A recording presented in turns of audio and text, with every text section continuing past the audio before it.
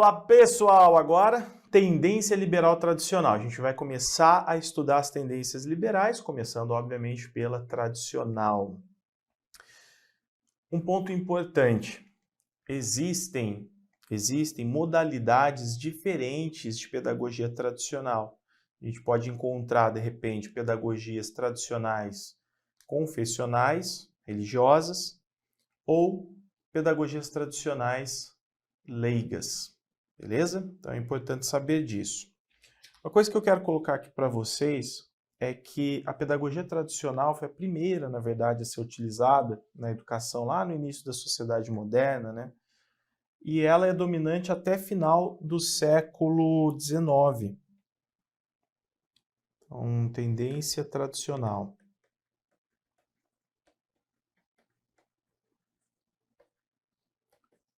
Dominante até final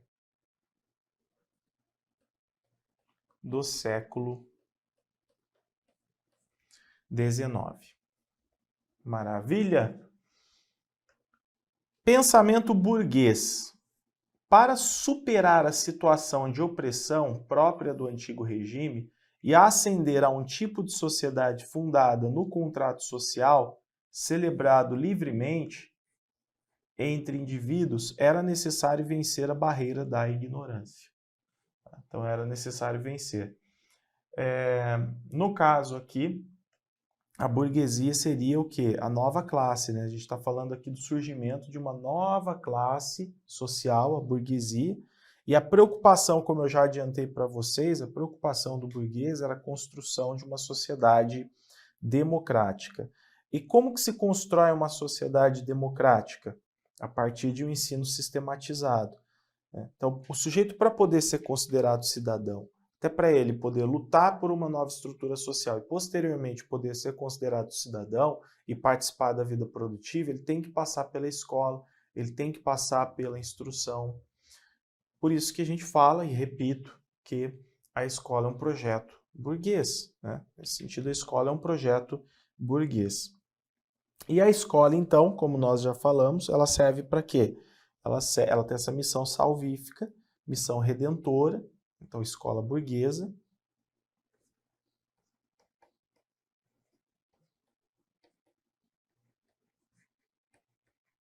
Repito, redentora, justamente para salvar os indivíduos, né, da marginalidade. Então, por exemplo, no século XIX, essa educação oferecida pelas escolas lá no século XIX, ela tem três características que são muito marcantes, que são as seguintes: trata-se de uma educação salvacionista,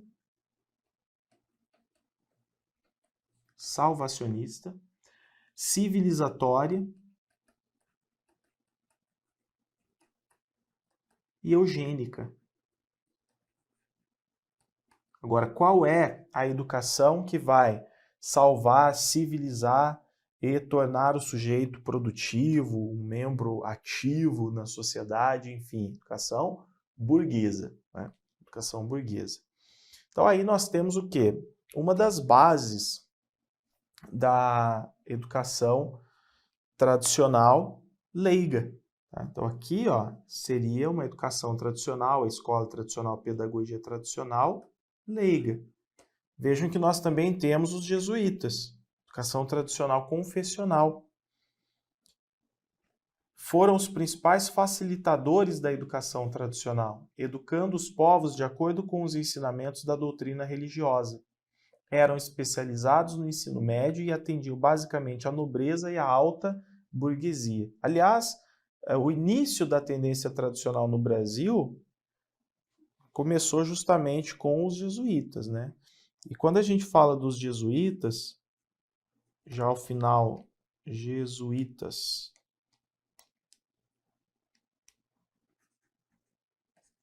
já na segunda metade do século XVII, na verdade do século XVI, né? Segunda metade do século XVI, a gente tem lá o currículo da educação jesuítica, inclusive no Brasil também, a Ratio Studiorum. Então, a Ratio Studiorum é uma marca dessa educação tradicional jesuítica. Por quê? Porque aí nós temos o currículo da educação confessional, da educação religiosa, da educação jesuítica. Beleza? E um ponto para complementar o que foi colocado aqui, né? Os jesuítas eram especializados no ensino médio e atendiam basicamente a nobreza e a alta burguesia, ou seja, não se preocupavam com a educação popular. Não havia preocupação dos jesuítas. E também quando a gente fala de jesuítas, não vamos pensar apenas no Brasil, não é? Eles não estão apenas aqui na colônia, eles estão também em outras colônias, eles estão em outros países, estão em Portugal. Então, os jesuítas estão em vários lugares e eles não se preocupavam, via de regra, com a educação popular. E aqui nós estamos diante de uma outra modalidade de educação tradicional, que seria a educação confessional, religiosa. Diz lá o Libânio, em suas várias correntes, caracteriza as concepções de educação onde prepondera a ação de agentes externos na formação do aluno, o primado do objeto de conhecimento, a transmissão do saber constituído na tradição e nas grandes verdades acumuladas pela humanidade, e uma concepção de ensino como impressão de imagens propiciadas, ora pela palavra do professor, ora pela observação sensorial. Então, na verdade, aqui nós temos o quê? Um resumão, né, da tendência liberal tradicional. Um resumão. Qual é a preocupação das tendências tradicionais, gente? As tendências tradicionais estão preocupadas em como ensinar. Então, a preocupação são as teorias do ensino, né, em desenvolver teorias do ensino. Vou colocar aqui, ó, tendência tradicional, preocupação. É justamente desenvolver teorias do ensino.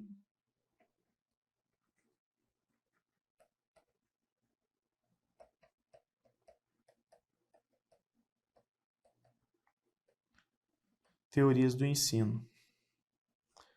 Como ensinar? Isso aqui é importante. Como ensinar? Qual a melhor forma de transmitir o conteúdo? E vem então as tentativas de formulação de métodos de ensino. Qual que seria o método ideal, o método perfeito, o método mais eficiente? Ok? Vamos pensar no Brasil. Brasil, Zil. Vamos pensar como exemplo aqui. Brasil no século XIX. Será que nós temos alguma influência aqui tradicional, de método tradicional e tudo mais? Sim. Tem lá o método, como exemplo, o método lá por volta de 1870, né? O método intuitivo.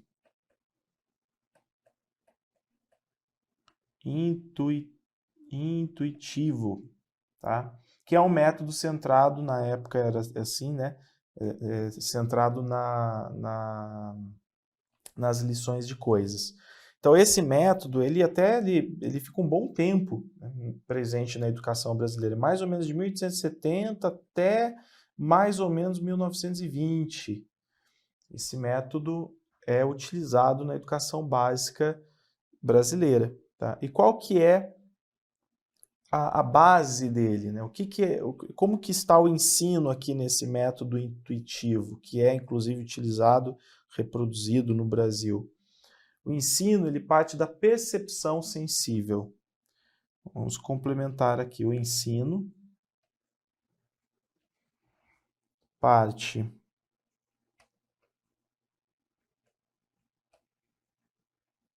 da percepção sensível, ok? Então é isso. É preciso oferecer dados sensíveis à observação, à percepção do aluno, para que o aluno possa aprender. E na época utilizavam-se muitas ilustrações, imagens, ilustrações em geral. Então, nós temos um exemplo aqui, né, de método de ensino tradicional, no caso do método de ensino intuitivo, no Brasil. Existiram outros também, né? Por exemplo, o método de ensino mútuo, o famoso método lancasteriano, que foi o primeiro a aparecer lá na primeira reforma educacional no Brasil Império, com as escolas de primeiras letras. Então, tinha lá aquela proposta do método lancasteriano, do ensino mútuo, etc. Ok? Vejamos. Então, aqui nesse trecho, nós temos um resumão do Libânio com relação à tendência liberal. A gente vai ver bonitinho todos os itens, tá? Fiquem tranquilos. Mas, a princípio, a gente tem esse trecho aqui que, de repente, pode aparecer na sua prova. Repetindo. Então, em suas várias correntes, tá? Em suas várias correntes, nós vimos aqui, por exemplo, o método intuitivo. Por exemplo, esse aqui. No Brasil, inclusive, né? Então, dentre outros lugares, ele apareceu no Brasil. Foi o método de ensino intuitivo centrado nas lições das coisas. Então, em suas várias correntes, caracteriza as concepções de educação onde prepondera. O que prepondera? A ação de agentes externos na formação do aluno. O professor, por exemplo, é que é importante na formação do aluno. O primado do objeto de conhecimento, a transmissão do saber constituído na tradição e nas grandes verdades acumuladas pela humanidade. Então, o que se transmite ao aluno? Conteúdos acabados, verdades, e uma concepção de ensino como impressão de imagens.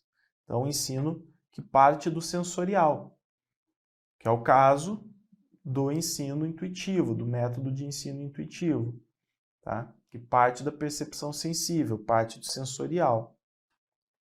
Impressão de imagens propiciadas ora pela palavra do professor, ora pela observação sensorial.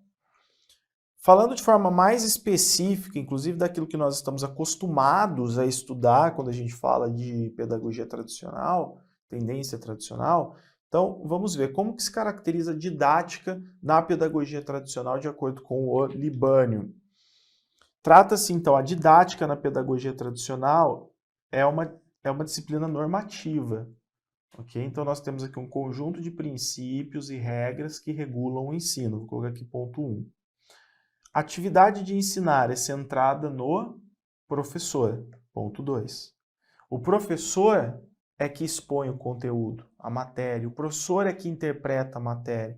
Então, o aluno ele não tem a possibilidade, por exemplo, de apresentar seu ponto de vista, suas hipóteses, a forma como ele vê determinada matéria ou conteúdo. Não, porque ele já recebe isso pronto. O professor expõe, o professor interpreta, o professor já dá o conteúdo pronto e acabado para o aluno memorizar. Recursos, pessoal. Ilustrações, material didático, apresentação de objetos, palavra, que é o meio principal, o ensino verbal a partir da exposição oral, é o meio principal. Tá? E o material didático, ele é principalmente utilizado pelo professor. O aluno fica ali passivo diante desse material. Quem usa, quem manuseia esse material, principalmente é o professor. Inclusive, você vai ver textos que contam, né, a história que no final do século XIX existiam feiras internacionais justamente oferecendo ali inovações, materiais didáticos que serviam para quê? Para ajudar os alunos a perceberem o conteúdo no aspecto sensorial, ilustrações, gravuras, o próprio quadro negro, porque aquele professor que só falava, ele podia escrever agora. Então, o globo, dentre o mapa, né, mapa mundi, mapas, enfim, então, dentre outros elementos aí para trabalhar a partir da observação e da percepção do aluno. Aprendizagem, gente. Supõe-se que ouvindo e fazendo exercícios repetitivos, os alunos gravem a matéria para depois reproduzi-la. Reproduzi-la onde? Em provas, questionamentos orais dos professores. Tá? Então, aprendizagem totalmente voltada para a memorização. E o aluno ele deve prestar atenção. Okay? Prestar atenção, principalmente ouvir com atenção. Tudo aquilo que ele ouve com atenção, ele registra na memória. Mas vejam que esse aluno ouve, né? Então o aluno ouve, mas não faz. Por quê? Porque acreditava-se que aprendia ouvindo, prestando atenção. Era uma forma de construir registros na memória. Objetivos. Explícitos ou implícitos, referem-se à formação de um aluno ideal, desvinculado da sua realidade concreta. O aluno ideal é o aluno que nós queremos, pouco importa quem ele é. Quem esse aluno é? O que interessa é o que nós queremos.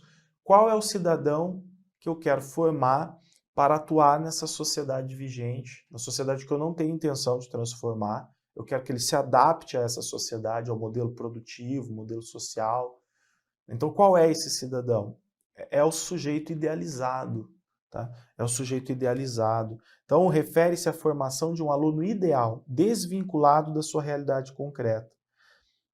Logo, não se valoriza, por exemplo, a formação da identidade do sujeito. Por quê? Porque esse sujeito ele é formado para construir uma identidade com base num padrão social. Não há que se falar em respeito à identidade do sujeito, às diversidades, né, ao pluralismo cultural, nada disso. Então, nós temos a questão dos objetivos, que é formar o aluno idealizado, modelo idealizado de homem. Vamos até colocar isso, né, que eu acho que é importante. Modelo idealizado de homem. Se for o sujeito da massa, quem é esse homem idealizado? É o sujeito subordinado, subalterno, disciplinado, produtivo. Matéria de ensino. A matéria de ensino é tratada isoladamente, ou seja, de forma fragmentada, que nós temos disciplinas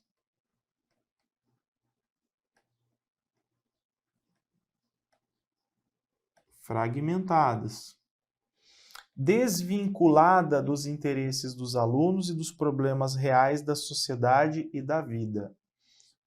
Então, não há vínculo algum com a realidade. Inclusive, a educação tradicional, mais conservadora, ela é enciclopedista. Ela é bem intelectualista.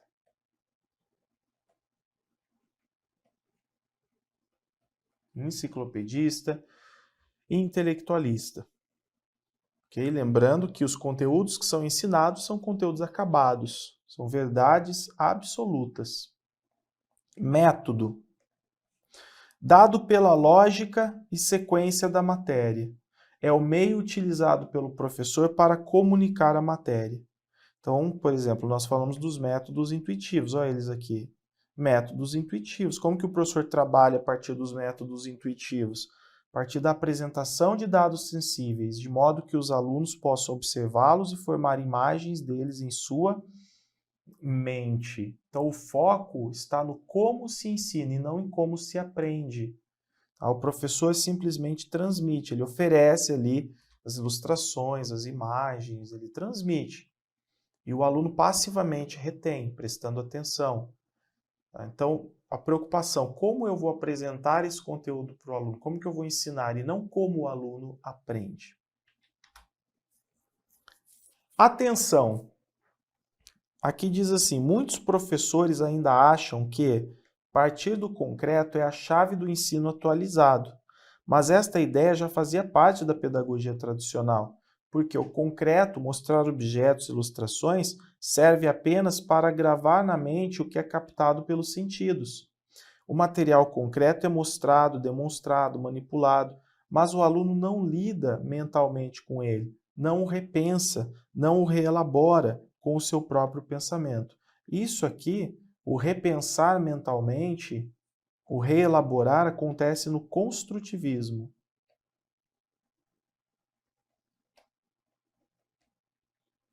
Aqui no ensino, na educação tradicional, não. Por mais que o sujeito esteja ali manipulando um objeto, não é para reelaborar, não é para reconstruí-lo, repensá-lo, é justamente para memorizar as suas características. Okay? Então, é interessante essa passagem aí trazida pelo trazida pelo Libânio, né? Continuando, pessoal, como que está então, como que fica então a aprendizagem, né, de forma geral na educação tradicional?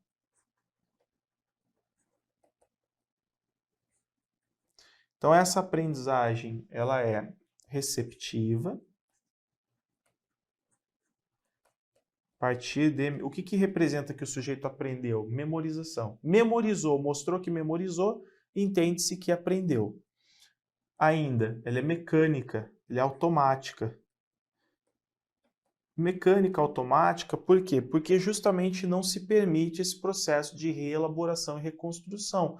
A gente fala muito, por exemplo, sobre alfabetização. O que a criança faz com o alfabeto? Ela recria.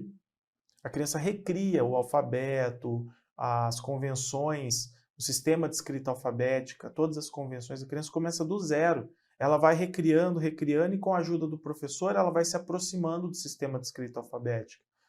O caminho dela não é simplesmente memorizar o que existe, é começar do zero, é reconstruir tudo de novo, num curto período de tempo, né? Olha o desafio para a criança. Aqui não, aqui memorizou, aprendeu aquilo que você viu pronto, então é só mostrar que aprendeu, né? Aí isso já é considerado aprendizagem. Logo, essa aprendizagem, ela não permite mobilização da atividade mental. Tá? Ela ocorre sem mobilização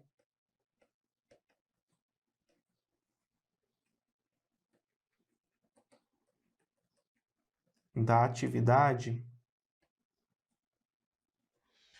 mental. E por isso que a gente fala que o aluno é o quê? Sujeito passivo. Aluno passivo, porque ele não pensa, ele não constrói, ele não cria hipóteses, nada disso. Existem muitos conteúdos, excesso de conteúdos, conteudismo, para serem memorizados. Aquilo que Paulo Freire chama de educação bancária. Transmissão de conteúdos, depósito de conteúdos na cabeça das crianças, apenas para serem decorados, sem qualquer tipo de questionamento. E como nós vimos, esses conteúdos não possuem significados sociais, não é?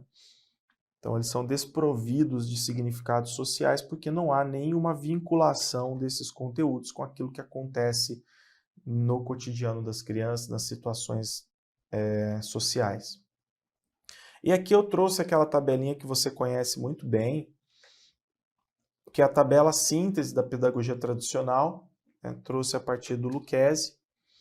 Então, a gente tem aqui o ensino humanístico, o aluno é educado para atingir, pelo seu próprio esforço, sua plena realização como pessoa. Pelo seu próprio esforço, qual é a ideia que nós temos aqui? Meritocracia. Olha o valor do burguês aqui.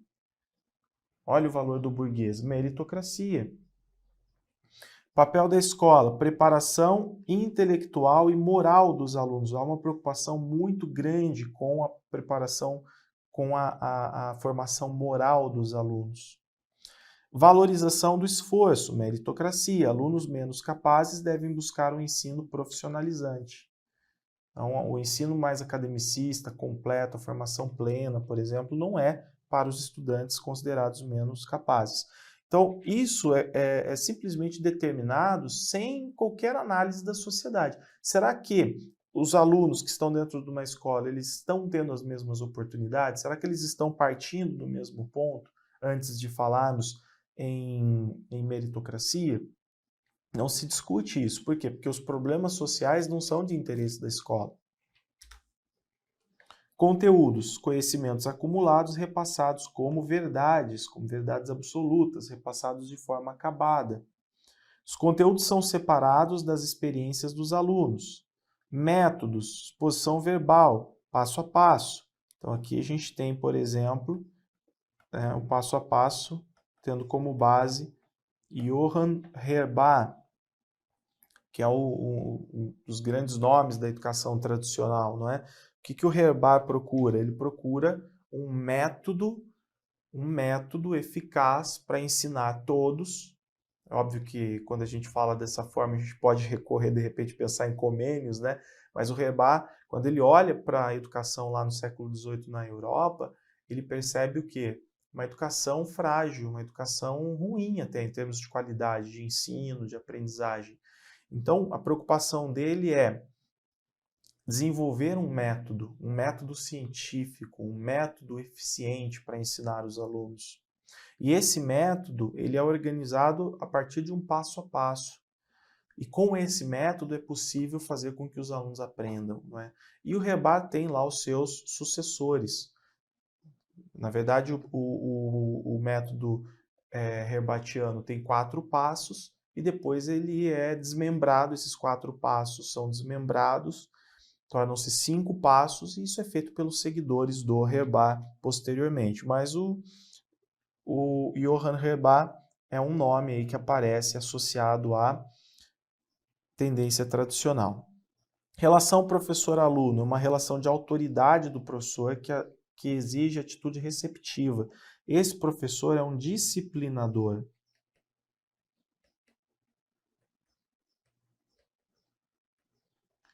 Ele se coloca como uma autoridade suprema, né, que merece respeito. É ele que interpreta o conteúdo, é ele que expõe o conteúdo. Pressupostos de aprendizagem, transmissão de conteúdos, pois a capacidade de assimilação da criança é idêntica à do adulto. Então, nós temos aqui, quando a gente fala de capacidade de assimilação da criança idêntica à do adulto, o adultocentrismo.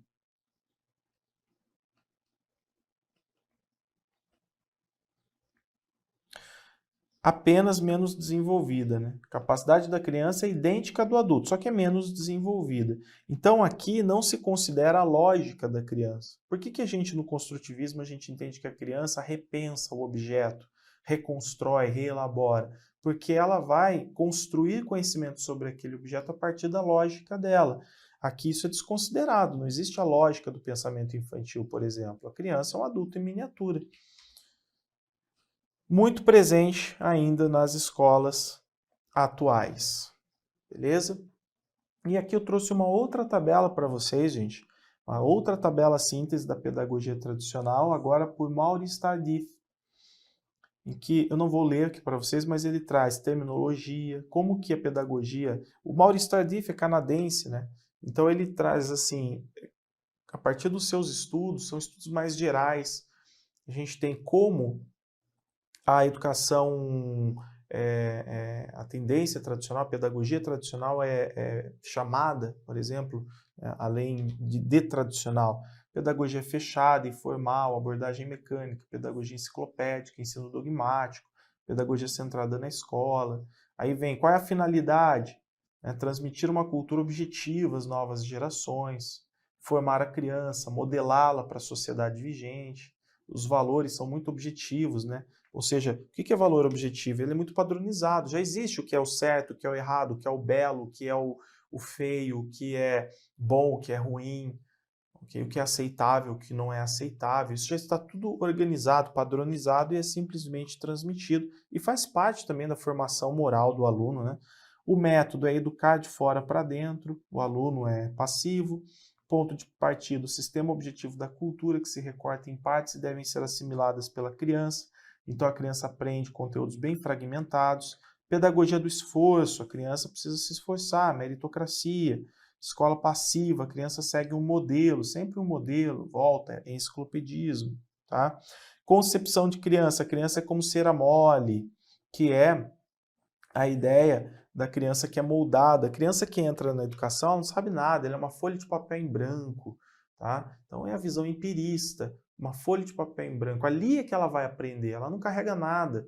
Então não se valorizam, por exemplo, os conhecimentos prévios das crianças, as suas experiências, não se parte das suas experiências para as novas aprendizagens. Por quê? Porque a criança é cera mole, ela precisa ser moldada, ela é folha de papel em branco, ela é tábula rasa. A infância tem pouco valor em relação à idade adulta, é preciso agir sobre a criança, visa-se principalmente a inteligência. Então a educação tradicional está muito preocupada com o desenvolvimento cognitivo e não com o desenvolvimento integral, por exemplo, afetivo, social, principalmente o cognitivo. Concepção de escola. A escola é um meio artificial, até aqui com relação à missão, a escola é a escola redentora, não é? repressão das emoções, distanciamento, disciplinamento. A criança resolve problemas, só que são problemas artificiais. A escola não prepara para o hoje, prepara para o futuro. Tá? O professor é o mestre que dirige, a disciplina é autoritária. Então eu falei que não ia ler, acabei lendo. Vejam que nessa tabela do Maurice Tardif, nós temos aí mais informações ainda sobre a educação tradicional, tendência tradicional, pedagogia tradicional. Quando a gente fala de tendências, nós estamos falando de um estudo do Libânio, em que ele parte muito do Georges Snider, tá? Do francês Georges Snider, dos estudos de Snider. E o Libânio, então, organiza para nós, olha, dependendo do momento político de uma sociedade, a gente percebe uma influência maior de uma ou outra tendência, e ele faz o estudo das tendências. Mas, por exemplo, quando a gente fala de tendência tradicional, nós estamos falando também da pedagogia tradicional e para nós buscarmos informações sobre a pedagogia tradicional em vários lugares, ok? Para que a gente fique aí com uma visão mais ampla sobre a pedagogia tradicional, sobre a sua origem, etc. Pessoal, vou fazer uma pausa e já voltamos para estudar a tendência liberal renovada.